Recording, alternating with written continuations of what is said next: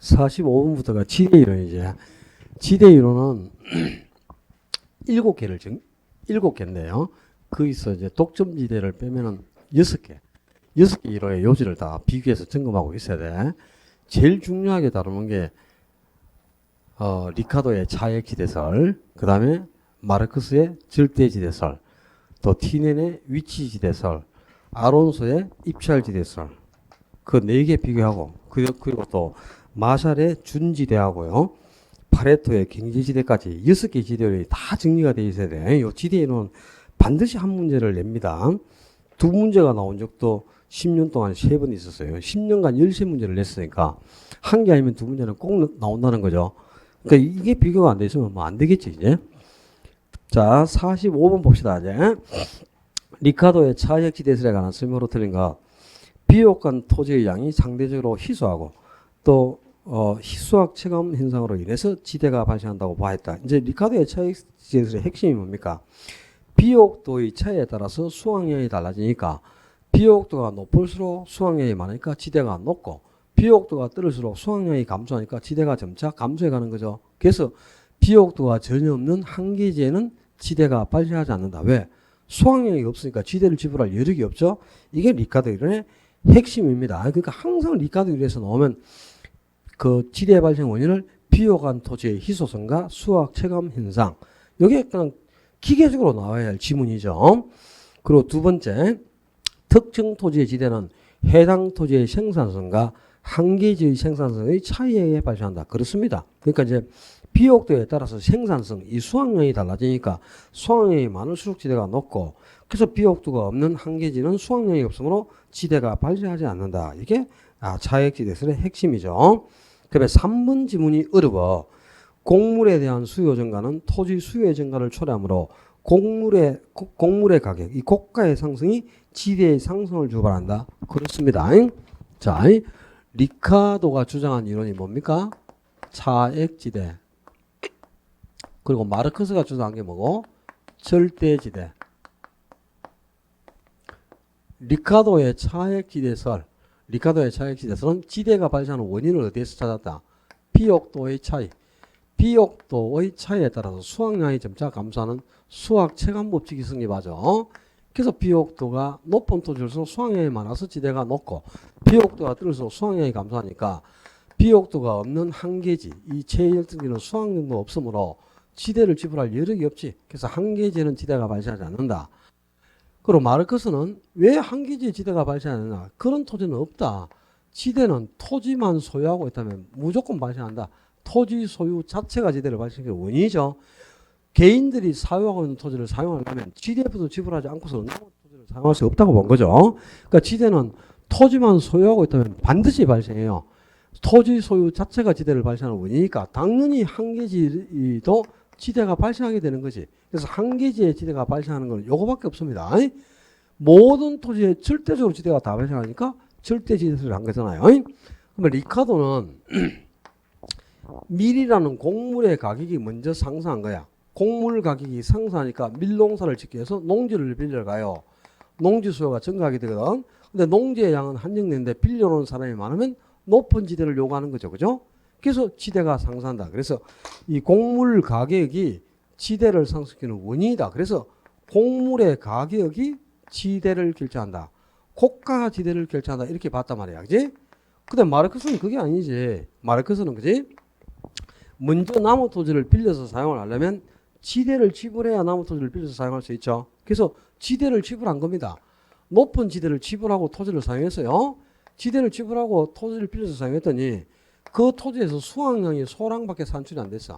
수확량이 소량밖에 나오지 않는다. 그러면 소작자가 손익부 기점을 맞추려면 어떻게 해야 돼? 산출된 수확량의 가격을 인상해야지. 그래서 곡물의 가격이 상승이 되더라 이 말입니다. 그럼 곡물 가격이 상승한 원인이 뭐야? 지대를 먼저 지불했기 때문에 생산물, 이 곡물의 가격이 상승한 거잖아요. 그래서 지대가 곡물 가격을 인상시키는 원인이 된다. 그래서 지대가 곡물 가격을 결정한다. 이렇게 본 게 마르크스죠. 그다음에 리카도와 같은 학자를 우리는 뭐라 하죠? 고전학파라고 합니다. 그다음에 마르크스가 신고전학파를 대표하는 사람이죠. 자, 고전학파하고 신고전학파들은 지대의 개념을 달리 정의했죠. 고전 아파트는 지대를 뭐로 규정했어? 불로소득이다. 불로소득. 그러니까 공짜 이익이다. 그냥 잉여다 이렇게 규정을 했단 말이에요. 그러니까 토지는 토지 소유자가 비용을 투입해서 생산한 물건이 아니고 자연 상태 그대로 만들어서 주어진 겁니다. 그죠? 토지를 인간이 생산할 수는 없잖아요. 그럼 자연 상태 그대로 만들어져서 인간에게 그냥 주어진 거니까 원래 토지를 우리가 취득할 때는 무상으로 공짜로 취득했다 이 말이야. 아니? 근데 내가 토지를 취득할 때는 공짜로 가져놓고 그걸 타인에게 빌려주고 대가를 받았으니까 그건 받으면 안 되는 불로소득 공짜 이익이다 이렇게 보는 거죠. 그래서 이건 그냥 두면 행평을 유지할 수 없으니까 조세를 부과해서 환수하자 그랬어요. 그지? 그래 행평을 유지할 수 있다. 근데 이때 부과되는 조세가 이제 토지 가치세인데 이 토지 가치세라는 세금을 부과해서 불로소득으로 환수만 할 수 있다면 정부가 토지에 부과된 나머지 세금은 다 철폐해버리고 이 토지세라는 하나의 세금만 남겨놔도 100% 재정을 충당할 수 있다고 봤죠. 그게 바로 헨리 조지가 주장한 토지 단일세론입니다. 요 헨리 조지의 토지 단일세론이 바로 고전학파들이 지대를 불로소득으로 규정했기 때문에 등장하게 된 운동이죠. 요까지 이제 기억을 해야 돼요. 그다음에 고전학파들은 지대를 불로소득 공짜 이익이다 잉여라고 규정했지만 신고전학파인 마르크스는 절대지에서 어떻게 불로소득이 잉여가 있느냐 그런 건 있을 수가 없다. 공짜가 어디 있느냐 그게 아니고 토지는 생산의 3요소 중에 하나예요. 그죠? 근데 그 생산 요소인 토지를 타인에게 빌려주고 정당한 대가로 받은 비용을 지대다 이렇게 봤단 말이에요. 그러니까 지대는 토지라는 생산 요소를 사용케 하고 그 대가로 정당하게 받은 비용이다. 생산 요소에 부과되는 비용으로 인식을 한 게 신고전학파들 마르크스입니다. 여기까지 비교가 되어 있지 않으면 지금은 한 문제를 맞출 수가 없어요. 아주 고난이도의 문제 그 포인트를 다 요구합니다. 그럼 지금 3번에 리카도의 차액기대설은 곡물에 대한 수요 증가가 그지? 밀이라는 곡물의 수요가 증가해서 곡물 가격이 상승하니까 밀농사를 짓기 위해서 땅을 빌리러가 토지 수요가 증가한단 말이야. 근데 토지 수요가 증가하면 높은 지대를 요구하겠죠. 그래서 지대가 상승한다. 바로 곡물의 가격이 지대의 상승을 유발했으니까 고가가 지대를 결정한 거죠. 이건 옳은 지문입니다. 근데 5번에 토지의 사용 대가가 상승함에 따라 토지의 사용 대가가 뭐고? 지대죠.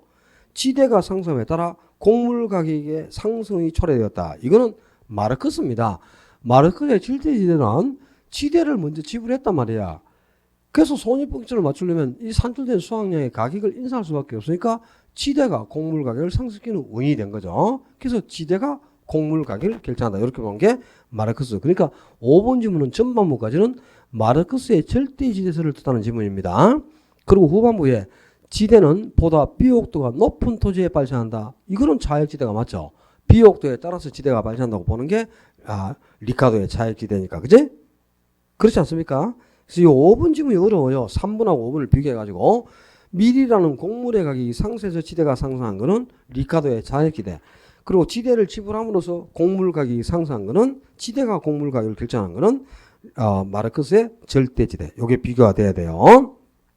어려운 지문이지만 46번 지대이론에 관한 설명으로 옳은 거. 차액지대는 토지의 위치를 중요시하고 비옥도와는 무관하다. 이거는 위치를 중요한 거는 누구? Tnen의 위치지대입니다. Tnen의 위치지대에서는 위치에 따른 수송비가 지대를 결정하는 요인이 되죠. 그런데 리카도의 차액지대는 비옥도에 따라 지대가 달라진다고 봤죠. 위치 문제는 중시하지 않았어요. 위치 문제는 경시를 해버렸고 위치는 고려하지 않았죠. 비옥도가 높은 토지로 수확량이 많으니까 지대가 높고 비옥도가 낮으면 수확량이 감소해서 지대가 낮아진다. 그게 바로 차액지대설의 핵심이죠. 그죠? 비옥도와 밀접한 관련을 갖고 있습니다. 그리고 두 번째 준지대는 토지 사용에 있어서 지대의 성질에 준하는 잉여로 영구적 성격을 가진다. 아닙니다. 이거는 일시적으로 딱 한 번 단기에만 발생하는 초과이죠. 그러니까 인간이 생산하는 기계라든가 준지대 누가 주장한 거야? 마샬이 주장한 준지대는 인간이 생산하는 기구 또는 건물 이런 것들은 그죠? 한 번 공급하면 오래 견디는 내구재입니다. 이런 것들이 단기에 수요가 증가해도 공급을 즉각할 수가 없거든. 그러면 공급되기 전까지 단기적으로 가격이 반짝 상승해서 이익이 생기죠. 그러니까 단기적으로 딱 한 번 일시적으로 발생하는 거야. 단기에 일시적으로 발생하는 초과이윤. 요게 이제 준지대고 막상 이제 장기적으로 공급이 이루어지죠. 그럼 준지대는 소멸해버리고 발생하지 않아요. 그러니까 장기에는 발생하지 않습니다. 단기에 공급되기 전까지 딱 한 번만 일시적으로 생겨. 그래서 이걸 지대도 아닌 게 지대처럼 보이니까 지대에 준하여 취급한다. 그래서 준지대라고 하는 거예요. 요거 이제 비교할 게 뭐야? 파레토가 주장한 경제지대입니다. 파레토의 경제지대는 어디에서 생기는 겁니까? 이거는 토지에서. 토지라는 생산원소를 공급할 수 없기 때문에 토지의 공급이 비탄력적이기 때문에 토지에서 발생하는 초과이 있는데 토지는 소모되지 않는 영속성이라는 특성이 있죠. 그러니까 지대가 한 번만 발생하는 게 아니라 소모되지 않으니까 영구적으로 발생한다 이 말이야. 영구적으로. 그래서 이 경제지대는 영구적으로 존재하는 초과이윤이죠. 토지의 공급이 안 되기 때문에 영구적으로 존재하는 초과이윤이고 준지대는 단기에 공급되기 전까지 딱 한 번 일시적으로 존재하는 초과이윤입니다. 요게 이제 구분 포인트야. 준지대하고 경제지대를 구분하는 포인트 기억을 해야 돼. 그래서 이거는 영구적이 아니고 일시적 성격을 가진다 그래야 되고 세 번째 절대지대는 토지의 생산성과 무관하게 토지가 개인에 의해 배타적으로 소유되는 것으로부터 발생한다. 그렇습니다. 그러니까 3번이 옳은 질문이지. 그러니까 절대지대는 토지는 소유만 하고 있다면 무조건 지대는 발생하는 거야. 아무리 내가 가진 토지가 비옥도가 없는 토지라고 하더라도 그걸 빌려서 사용할 때는 지대를 지불해야만 남은 토지는 빌려서 사용하는 겁니다. 그래서 지대는 토지 소유 자체가 지대를 발생시키는 원인이다. 그래서 모든 토지에 절대적으로 다 발생하니까 절대지대를 한 거고요. 네 번째, 경제지대는 어떤 생성소가 다른 용도로 전용되지 않고 현재 용도에 따라 그대로 사용되도록 지급하는 최소한의 지급액. 이거는 경제지대가 아니고 뭘 뜻하는 거야? 전용 수입을 뜻하는 질문입니다. 그러니까 생산요소의 총수입은 경제지대와 전용 수입으로 구성된단 말이에요. 전용 수입을 다른 말로 뭐라 하죠? 이전 수입. 그래서 이 총수입 중에서 전용 수입을 초과해서 생기는 대가가 경제지대죠. 근데 이 전용 수입이 뭐야? 어떤 생산요소가 용도가 전환되지 않도록 하기 위해서 최소한으로 보증해 줘야 할 생산요소에 최소한으로 보증해 줘야 할 최소한의 수익을 전용 수입이란단 말이에요. 그 수익을 보증해 주지 않으면 다른 용도로 전환해 버린다. 그래서 전용 수입. 그 수익을 보증해 주지 않으면 다른 용도로 이전해 버린다. 그래서 이전 수입이란다 이거야. 어떤 생산요소가 용도가 다른 용도로 전환되지 않도록 하기 위해서 최소한으로 보증해 줘야 할 수입을 전용 수입이라 하는 거죠. 그죠? 그러니까 이 지금 4번 질문은 경제지대가 아니고 전용 수입을 뜻하는 질문이고요. 경제지대는 토지의 공급이 비탄력적이기 때문에 토지에서 발생하는 영구적으로 존재하는 초과이윤. 이렇게 딱 정의를 하셔야 돼. 그러면 5번에 입찰지대는 토지 소유자의 노력과 희생 없이 사회 전체의 노력에 의해 창출된 지대다. 이런 지대는 굳이 정의를 하자면 이제 사회지대 이렇게 정의하는데요. 그건 알 필요가 없어요. 입찰지대는 아주 중요한 거죠, 개념이. 자, 토지 소유자가 토지를 요만큼 보유하고 있단 말이야. 근데 이 토지의 양은 한정돼 있고 더 이상 생산할 수가 없죠. 그런데 이 토지를 사용하고자 하는 이용자는 무수히 많으니까 토지 이용자를 대상으로 토지 소유자가 자기 토지를 경매에 붙인다고 가정하는 거야. 그럼 경매를 통해서 이 토지를 입찰을 받으려면 가장 높은 지대를 제시해야 되겠죠. 토지 이용자가 토지 소유자에게 최대한 최소가 아니고 최대한 지불할 의사가 있는 거네. 최대로 지불할 의사가 있는 임대로. 근데 그걸 지불하면 경매는 받아. 경매를 통해서 입찰은 받는데 예상되는 이익을 전부 지대로 지불하기 때문에 초과이윤은 발생할 수가 없는 거죠. 바로 이 초과이윤이 0이 되는 수준의 지대. 이걸 입찰지대로 한단 말이에요. 아니, 그러니까 자, 정의. 입찰지대는 단위 면적의 토지에 대해 토지 이용자가 토지 소유자에게 최대한 지불할 의사가 있는 최대 지불 용액입니다. 그리고 초과이윤이 0이 되는 수준의 지대를 입찰지대라고 한다 그 말입니다. 나중에 뒤에 지문 나오니까 그 지문 자체를 그대로 기억하셔야 돼. 47번에 지대 이론에 관한 설명으로 옳은 것을 모두 골라라. 리카도는 지대 발생 원인을 비옥한 토지의 희소성과 수학적 목적으로 설명하고 토지의 지적 차이에서 발생하는 인들의 차이로 보았다. 항상 리카도 차액지대가 나오면 비옥한 토지가 한정돼 있고 수학 체감 현상 때문에 비옥도가 없는 한계지는 지대가 발생하지 않는다. 요 지문이 꼭 들어가야 되는 거죠. 그죠? 아주 정상적인 지문이지. 그다음에 이연에 마샬은 일시적으로 토지와 유사한 성격을 가지는 생산소에 기속되는 소득을 준지대로 설명했는데 이 준지대는 단기적으로 공급량이 일정한 생산소에 지급되는 딱 한 번만 발생하는 단기에 일시적으로 존재하는 초과이입니다. 그게 준지대죠. 이것도 맞지? 디귿에 T내는 한계지의 생산비와 우등지의 생산비 차이를 절대지대로 보았다. 절대지대를 주장하는 사람이 있는데 마르크스지. 그리고 또 한계지의 생산비와 우등지의 생산비 차이에서 발생하는 지대는 비옥도 때문에 생기는 지대입니다. 요거는 차액지대입니다. 또 절대지대가 아니고 절대지대는 토지 소유 자체에서 생기는 거죠. 근데 한계지의 생산비하고 우등지의 생산비가 달라서 우등지는 수확량이 많으니까 지대가 높고 한계지는 수확량이 없으니까 지대가 없다. 그래서 지대가 차액이 생기니까 이거는 리카도의 차액지대를 설명하는 지문이죠. 이 지문이 세 군데가 다 틀려 있어. 그러니까 이거는 T낸도 아니고 뭐 절대지대도 아니고 다 틀린 지문입니다. 굳이 고치려면 리카도는 한계지의 생산비와 우등지의 생산비 차이를 차액지대로 보았다. 그러면 맞겠지. 그죠? 그 다음에 절대지대로 되려면 마르크스는 그죠? 토지 소유 자체가 지대를 발생시키는 원인으로 보았다. 그게 절대지대로 되겠죠. 그러면 T낸이 되려면 T낸은 위치에 따른 수송비가 지대를 결정하는 요인이 된다. 그게 T낸의 위치지대로 되겠고, 그죠? 비교하겠나? 하여튼 어디가 틀렸다는 거 알겠죠? 이런 거 맞다고 동그라미 치면 이 인재이 뭐 올해 합격할 확률이 없죠, 그죠?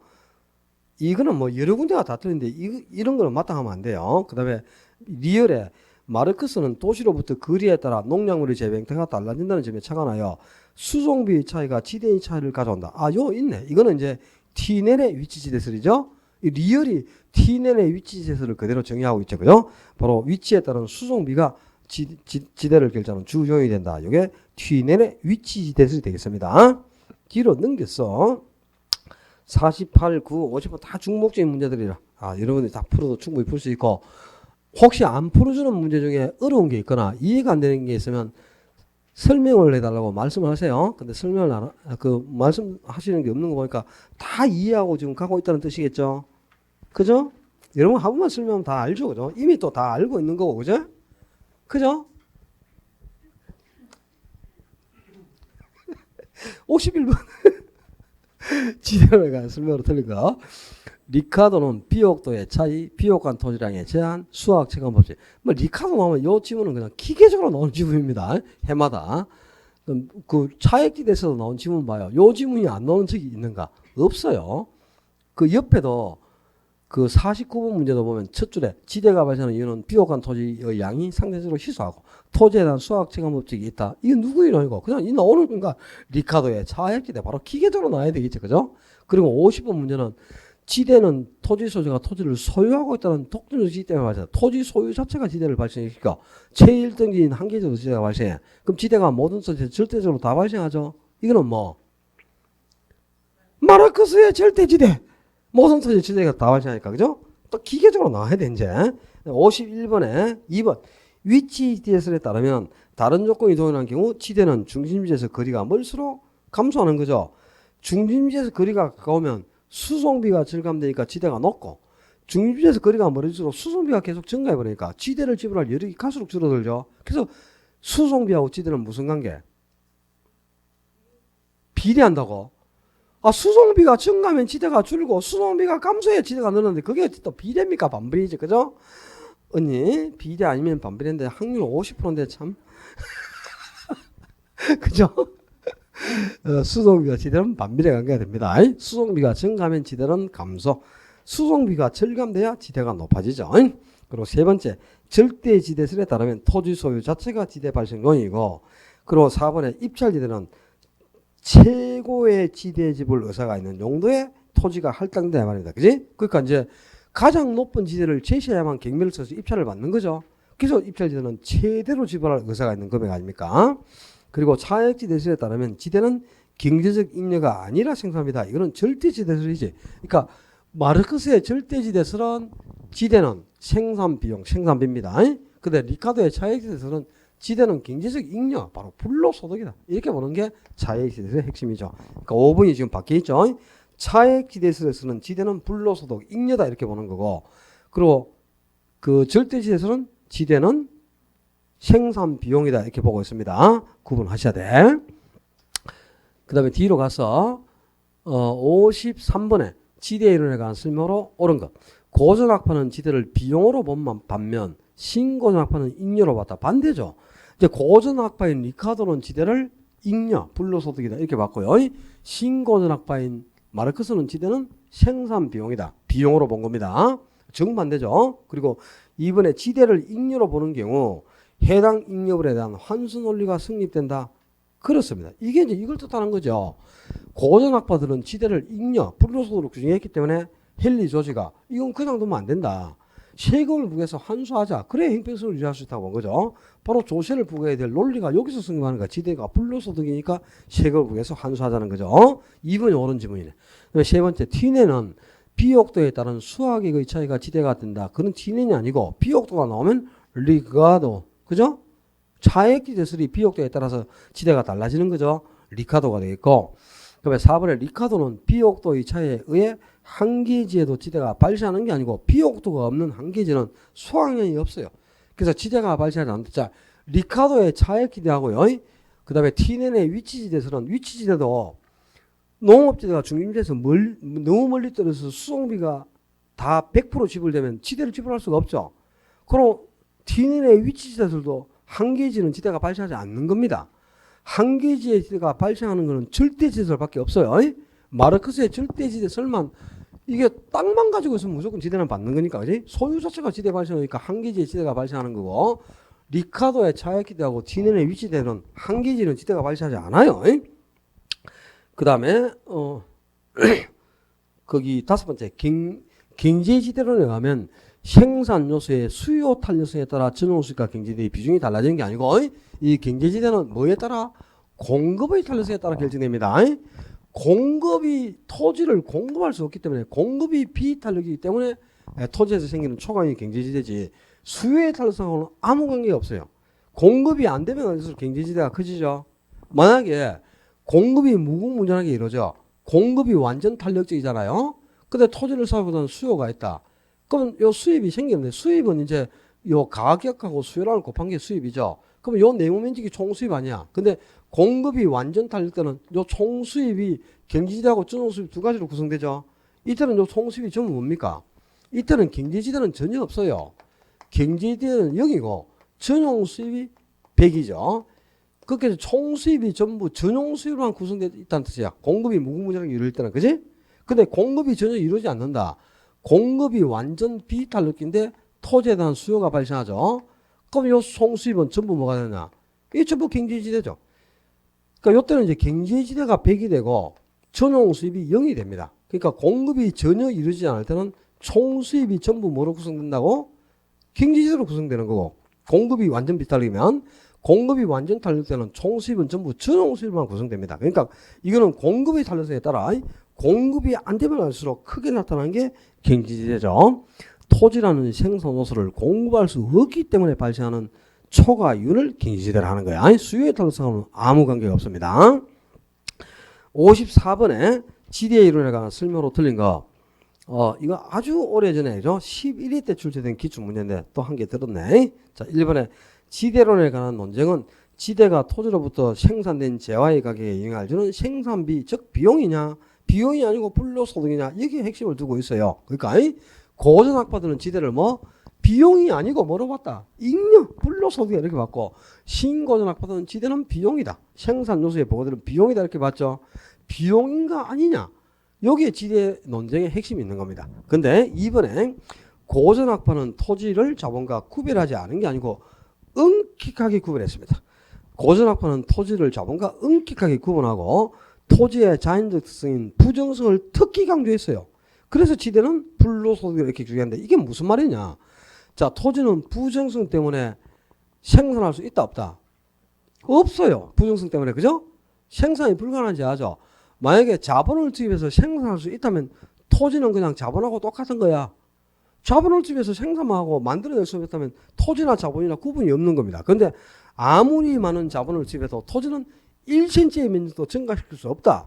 아무리 많은 자본으로도 토지는 만들어낼 수가 없는 거야. 자연적 특성인 부정성 때문에. 그죠? 그래서 자본으로는 토지는 생산자체가 불가능하니까 토지와 자본은 엄격히 구분된다 이 말입니다. 아니? 그래서 다른 생산 요소도 이렇게 보는 거야. 토지라는 생산 요소고 자본이라는 생산 요소는 완전히 다른 겁니다. 아니? 자본을 투입해서 만약에 토지를 생산할 수 있다면 토지와 자본은 구별되지 않는 겁니다. 그냥 자본으로도 만들어낼 수 있다는 뜻이니까. 근데 고전학파들은 토지는 부정성 때문에 절대로 생산 자체가 불가능하고 자연상태 그대로 만들어져 주어진 거예요. 근데 우리가 그걸 공짜로 가졌다 이 말이야. 자연상태로 만드는 걸. 근데 대가를 받았으니까 그걸 불로소득에 이렇게 규정하는 것 아닙니까? 그지? 엄격하게 토지를 자본과 구별을 했습니다. 아무리 많은 자본으로 토지는 절대 만들어낼 수 없다. 이렇게 보는 게 고전학파예요. 그래서 지대를 불로소득으로 이렇게 규정했죠. 근데 3번의 신고전학파는 지대는 불로소득인 잉여가 아니고 생산 요소에 대한 대가. 그러니까 토지라는 생산소를 빌려주고 그 대가로 정당하게 받은 비용이다.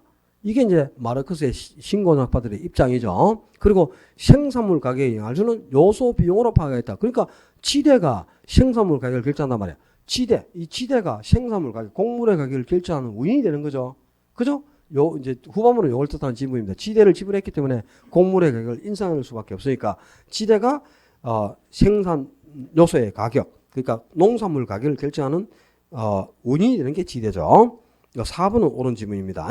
이 2번 지문이 좀 어려운데 요게 이제 11회 때 출제된 기출 지문이거든요. 근데 회차 표시는 없는데 오래전에 나왔던 지문이니까 좀 기억을 해두면 좋겠죠. 55번 문제 보세요. 지대에 관한 설명으로 옳은 거. 마샬은 토지의 비옥도의 차이와 수학 체감 법칙을 지대 발생 원인으로 본 게 아니고 이거는 누구? 리카도가 비옥도의 차이에 따라 수학량이 달라진다고 보는 거죠. 그리고 이번에 마르크스는 한기지에서의 지대 발생을 부인한 게 아니고 한기지에도 지대가 발생하는 게 마르크스입니다. 이 한기지에 지대가 발생한다는 것은 마르크스밖에 없어요. 그리고 지대가 생산물 가격, 곡물 가격을 상승시키는 원인이니까 지대의 상승이 고가의 상승을 초래한다. 이게 바로 마르크스의 절대지대설이죠. 그리고 세 번째 티네는 토지의 비옥도 이외에 위치의 중요성을 인식하여 현대적 입지론의 기초를 제공했고 한기지에서의 지대 발생을 부인하였다. 그렇습니다. 이 3번이 옳은 지문이죠. 그러니까 티네는 이제 농업지대의 위치에 따라서 농업지대가 중심지에 가까이 있어야 수송비가 적용되니까 지대가 높다고 본 것 아닙니까? 그리고 한기지에 지대가 발생하는 것은 마르크스의 절대지수밖에 없어요.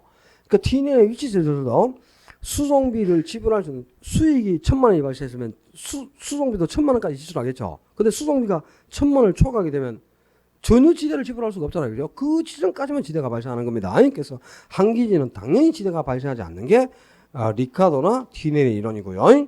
그리고 4번의 준지대는 기계기구 등 설비로부터 얻어지는 초과인으로 단기에는 물론 장기에는 발생하지 않습니다. 단기에 공급되기 전까지만 딱 한번 반짝 일시적으로 존재하는 초과인을 준지대라고요. 그리고 티네의 입지거차 지대설에 의하면 집약농업의 지대곡선의 기울기는 가파르죠. 집약적 농업이 도심부에 가까이 있지. 그리고 조방적 농업이 지대곡선의 기울기가 완만한 모습을 보입니다. 그러니까 도심에서 이거는 입찰지대설도 똑같아요. 도심에서 외곽으로 갈수록 도심 지역이 지대가 높죠. 지대가 높은 지역이 집약적 산업들이 위치한다 말이에요. 왜? 가장 높은 지대를 지불해야 될 것 아닙니까? 그럼 여기가 가장 높은 지대를 지불하는 상업이나 금융업 이런 게 위치하죠. 그리고 이제 그 뒤에 상업 다음으로 높은 지대를 지불하는 주거산업, 그 다음이 공업, 맨 외곽 쪽에 농업이나 목축업 이런 것들이 입지해가지고 지대 지불 능력에 따라서 토지용이 결정되는 것 아닙니까? 그지? 근데 요 중심지에 가까울수록 집약적 산업이란 말이야. 그리고 외곽으로 갈수록 조방적 산업이 입지하죠. 그러다 보니까 중심지에 가까울수록 지대 곡선은 어떻다? 높은 지대를 지불하니까 가파르죠. 지대 곡선이. 그죠? 중심지에 가까울수록 지대 곡선이 가파르고 외곽으로 갈수록 지대 곡선은 점차 완만해지죠. 그러면 집약적 농업이 지대 곡선의 기울기가 가파르고 조방적 농업이 지대 곡선의 기울기가 완만하다 그래야 될 것 아닙니까? 그지? 이해됐나요? 57번. 아, 요거 한 개 풀고. 아, 야, 오늘 정통문과에 나갈랬는데 진짜 참 문제 많네. 그저 똑같은 문제인데 왜 이리 많노, 문제가. 문제가 진짜 많네. 문제집이다 보니까 문제가 많네요. 그죠? 57번. 진짜 문제를 이거하는 게 풀겠네. 이게 한꺼번에 해도 여러분들이 뭐 점수 60점 따는데 전혀 하자가 없게 돼 있습니다. 보니까. 아주 그 시험에 집중적으로 나왔던 지문들은 반복해서 계속 중복해서 넣어가지고 여러분들이 지문의 그 중요도 정도를 파악해낼 수 있도록 만들어져 있어. 문제집이 상당히 저자가 신경을 많이 쓴 건데, 그죠? 그러니까 중복적으로 나오고 기출 문제도 나오고 그 기출에 나왔던 또 지문을 배행도 시켜놨죠. 여러분이 예습 복습을 하면서 상당히 효율적으로 활용할 수 있는 책입니다. 책 자체는 상당히 잘 돼 있어요. 중간중간에 좀 없애야 될 문제도 있긴 한데, 그제? 내가 골라주니까 중요한 것만 풀어봐요. 57번에 입찰지대 이론에 관한 설명으로 틀은 이 입찰지대 이론은 독립적으로도 충분히 한 문제가 나올 수 있습니다. 토지 이용량이 많은 업종일수록 외곽에 입지하고 토지 이용량이 적은 업종일수록 도심 인근에 입지하는 경향을 보이죠. 자, 아까 왜 이제 토지 이용량이 많은 업종이 외곽에, 토지 이용량이 적은 업종이 도심에 입지할까요? 토지 이용량이 많은 업종은 지대가 낮고 지가가 싸야만 토지 이용량이 많겠죠. 근데 도심은 지가가 높죠. 지가가 높은 지역은 토지를 적게 사용할 수밖에 없잖아요. 그죠? 그러니까 토지를 적게 사용하는 업종이 지가가 높은, 지대도 높은 도심에 입지를 할 수밖에 없죠. 그 이유가 이제 좀 이따 나옵니다. 입찰지대는 단위 면적의 토지에 대해 토지 용도가 지불하고서는 최대 금액으로 초과인이 0이 되는 수준의 지대를 입찰지대라고 했고, 생산호소가 대체가 일어나면 일반적으로 입찰되는 것은 우하향하면서 원점을 해 볼록한 행태를 지니죠. 봐라. 요거는 상업의 지대 곡선, 이게 주거산업, 공업, 농업의 지대 곡선이니까 요 네 개의 곡선은 각 산업별 지대 곡선이죠. 요 산업별 지대 곡선을 한 개로 연결한다. 상업, 주거, 공업, 농업. 요 네 개의 산업별 지대 곡선을 하나로 연결하면 상층부에 포물선이 하나 완성됐잖아요. 노란 모양의 포물선이. 이게 뭡니까? 입찰지대 곡선이다 이 말이에요. 그러니까 자, 입찰지대 곡선은 도심에서 거리가 멀어짐에 따라 요 위치에서는 상업이 가장 높은 지대를 지불해요. 또 요 위치에서는 주거산업이 가장 높은 지대를 지불하죠. 요 위치에서는 공업이 가장 높은 지대를 지불하잖아요. 도심에서 거리가 멀어짐에 따라 가장 높은 지대를 지불할 수 있는 각 산업별 지대 곡선, 요 산업별 지대 곡선을 하나로 연결한 곡선이 입찰지대 곡선이죠. 그러니까 입찰지대 곡선은 산업별 지대 곡선을 연결한 곡선. 딱 바로 나와야 된다. 여러 개의 산업별 지대 곡선을 한 개로 연결한 곡선을 입찰지대 곡선이 라는데, 이 입찰지대 곡선이 우하향하고 있잖아. 그죠? 우하향하잖아, 지금. 왜 입찰지대 곡선이 우하향합니까? 입찰지대 곡선의 기울기를 어떻게 구했죠? 입찰지대 곡선의 기울기는 한계 교통비, 한계 교통비나 뭐 한계 운송비나 수송비 같은 말, 한계 운송비를 뭐로? 토지 사용량으로, 토지 이용량으로 나눈 값이다 이 말이야. 근데 도심은 지가가 높고 외곽으로 갈수록 지가는 하락하지 않습니까? 그럼 외곽으로 갈수록 지가가 하락하니까 이 토지 사용량이 증가해 가는 거죠. 똑같은 1000만 원 가지고 토지 사용한다. 여기 한 평밖에 사용을 못해. 여기는 10평, 여기는 100평, 여기는 1000평까지 사용할 수 있단 말이야. 지가가 점차 하락하니까, 그지? 그럼 외곽으로 갈수록 토지 성향이 점점 증가해 가잖아요. 토지 성향이 증가하면 입찰지대 곡선의 기울기는 커져 적어져. 분모가 커질수록 기울기가 적어지겠네. 봐라, 기울기가 도심에 가까울수록 기울기가 이렇게 크고 외곽으로 갈수록 기울기가 점점 적어지네, 그죠? 그래서 요 꼭지를 연결하니까 곡선이 우하향하는 곡선이 되었다 이 말이잖아, 그죠? 입찰지대 곡선은 원점을 해 볼록하게 우하향한다. 이유는 외곽으로 갈수록 토지 상향이 증가하기 때문이다 이 말이야. 그래서 토지 상향이 외곽으로 갈수록 늘어나죠. 그래서 토지 상향이 많은 업종이 외곽에 입지한다고. 그리고 토지 상향이 적은 업종이 도심에 입지할 수밖에 없어요. 지가가 높아서. 그래서 1번 지문하고 다 같이 연계해서 기억을 하셔야 돼. 그 다음에 4번에 입찰지대 곡선의 기울기는 토지 이용자의 토지 이용량을 한계 운송비로 나눈 값. 이거 분모 문제가 바뀌었네. 한계 운송비가 분자했잖아, 그죠? 그럼 한계 운송비를 토지 사용량으로 나눈 값, 이게 기울기가 되겠죠. 한계 운송비를 토지 사용량으로 나눈 값이다. 그래야 됩니다. 그리고 5번에 단일 도심 도시. 단일 도심 도시가 뭘 뜻해? 소도시 이 말이야. 도심이 하나밖에 없으면 그게 소도시지. 대도시가 아니고, 그죠? 소도시인 경우에 상업용이 도심에 가장 가까이 입주하고 있죠. 그 이유가 뭘까요? 요 상업용이 첫째, 단위면적 한계 운송비, 요 한계 운송비가 더 큽니다. 요 한계 운송비가 크고, 요 분자가 클수록 기울기가 커지는 거죠. 그리고 토지 상황은 적어요. 그러면 기울기가 또 커졌어. 기울기가 제일 큰 업종이 도심에 가까이 입주하겠지. 그러니까 상업이, 그죠? 똑같은 면적을 이용해도 한계 운송비가 크고, 그 다음에 생산성이 높아서 수익이 많이 창출되기 때문에 상업이 가장 높은 지대를 지불할 수 있다는 거죠. 그래서 도심의 가장 지대가 높은 지역을 할당받아 이용한다 이 말입니다. 상업이 단위 면적당 생산성이 높다.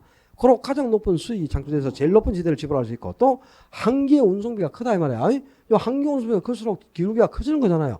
기울기가 큰 업종이 중심지에 가장 가까이 입주하고 있죠. 그죠? 입찰 지역에서 기울기가 가파른 업종이 중심지에 가까이 입주하고, 기울기가 완만한 업종일수록 외곽 쪽으로 가는 겁니다. 모든 지대 곡선은 우하향하기 때문에, 우하향한다는 말은 외곽으로 갈수록 기울기가 적어진다는 뜻이야. 알았죠? 중심지 도심에 가까울수록 기울기가 크고, 외곽으로 갈수록 기울기가 적다 이런 뜻입니다. 요 57번 문제도 충분하게 독립적으로 한 문제가 나올 수 있는 아주 중요한 문제입니다. 지대 이론들은 각 요제들을 다 비교해 놓으시고, 오늘 이게 정평론까지 좀 나가야 되는데 나갈 수가 없었네. 도저히 안 되네 해보니까. 다음 주도 정평론도 또 문제를 보니까 엄청나게 또 문제가 많이 나와 있더라고요. 무슨 문제가 이렇게 많은지 몰라 막. 숨이 가쁠 정도로 문제가 많던데. 일단 다음 주에 정평론은, 그죠? 다 끝나고 나서 투자론까지 일단 무조건 들어갑니다. 정평론만 갖고는 안 되고 다음 주에는 투자론까지 들어가는데, 일단은 제가 저 투자론에 포트폴리오 이론까지 나갈 생각인데 거기까지 도저히 못 나가겠어요. 문항수를 보니까. 그러니까 다음 주 오실 때는 일단은 237조까지 포트폴리오 이론 앞에까지, 그죠? 거기까지는 좀 투자의 위험과 수익 분석까지는 예습을 좀 해갖고 오시면서 문제를 좀 풀어오는 게 좋겠네요. 그 앞부분은 문제가 그렇게 많지는 않으니까 여기까지 문제를 좀 풀어보시고 정평론 문제도 다 풀고 오셔야 됩니다. 다음 주에는 237페이지까지 예습을 좀 해갖고 오십시오. 오늘부터 날씨가 또 되게 더워진다 그러거든요. 내일 모레는 서울은 36도, 7도까지 올라간다 그러던데, 그죠? 더위 안 먹게 조심하셔야 되겠습니다.